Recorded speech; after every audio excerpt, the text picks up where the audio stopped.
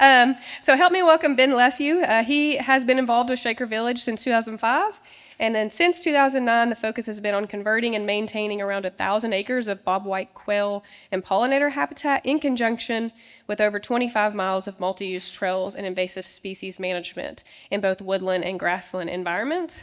I will just say I've gotten really close with Ben Leffew and Laura, who works also as the stewardship manager at Shaker Village. She's here as well over the past couple of years of our many hours of bird banding. They're both very talented birders and botanists, so we're really grateful to have them. So help me welcome Ben Leffew.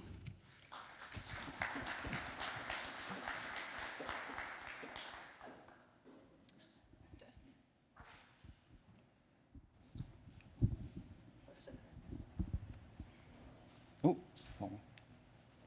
So this is probably the shortest PowerPoint I've ever put together. So I don't want to burn through all the slides, both of them too quickly. So just bring back a couple themes from yesterday. We do a show of hands. How many people have been to Shaker Village before? Or have heard it? All right. Well, good.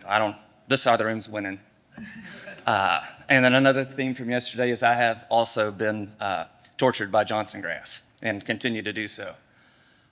So now we've got those out of the way. Just very briefly about Shaker Village. We won't get into the theology part of it, but we've got about 3,000 acres. About 1,000 of that is native warm season grasses and wildflowers. Started out as bobwhite habitat.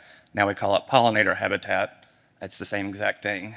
We have the same issues that everyone else has with that type of habitat. Everything wants to go back to being a forest. And one more theme from yesterday is going in without a plan. So when we started doing this in 2009, our board and leadership decided to get out of the farming business and do something else because we had a lot of land with no money to spend on it. And it just so happened that my predecessor met Sonny Carr at a retirement party at Fish and Wildlife. They had a lot of money to spend on private land. So that kind of got the ball rolling. We did about 300 acres the first year and then tacked on another 100 acres or so to get up to about 1,000 that we have now. What we didn't plan for was that you actually needed staff and money to manage that after the fact. Because up until really 2 years ago, it's been a 1 or 2 person show trying to do the whole thing. So there's been some neglect or no management as a form of management on some of our units. And this is one of them that we decided to go with trying something different and doing some drones. So part of these areas had been sprayed before when we did the conversion, either from the back of a tractor or another commercial company that we went through. Lots of flat tires, one broken axle. So every contractor that we've used to come out and do boom spraying won't come back. I got one guy that will do some spots, but I have to pay for his tire replacements and have to ride with him the whole time too. So it's not very effective as far as time and things like that.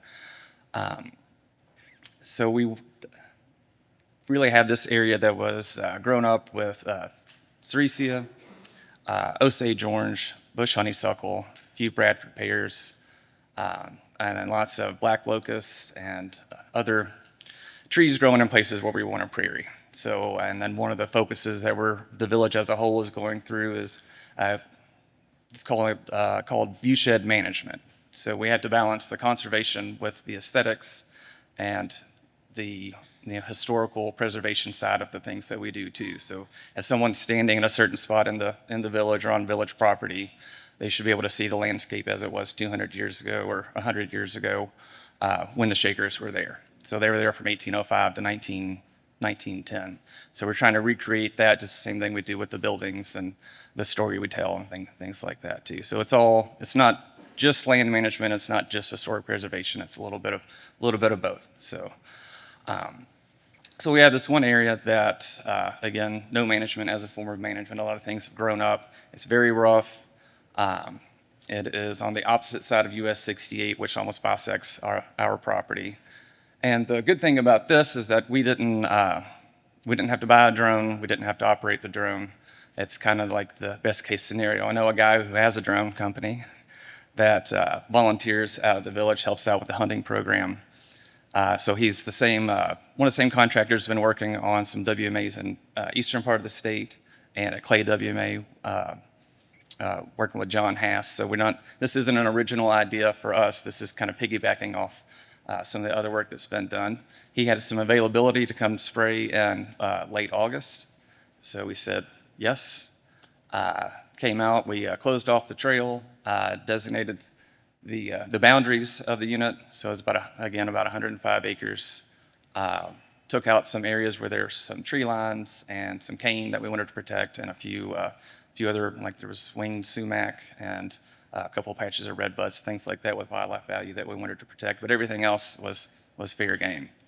And then a follow-up with this. So, we've sprayed it, got a good kill, but we're gonna have to follow up with burning and probably spraying again. So it's again that constant management.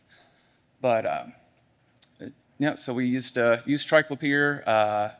They used a DJI T50 drone with an 11-gallon payload, and the whole thing took about 9 hours. So they came out with the van and the truck, found a high spot, and was going back and forth. We don't have a lot of before, or we don't have a lot of during pictures, things like that. Laura and I also got COVID at the same time, so this was really nice to be able to just do all this from the phone or via text. They said, "We're coming out." Okay, go do it. But I was able to go out, and we got to just,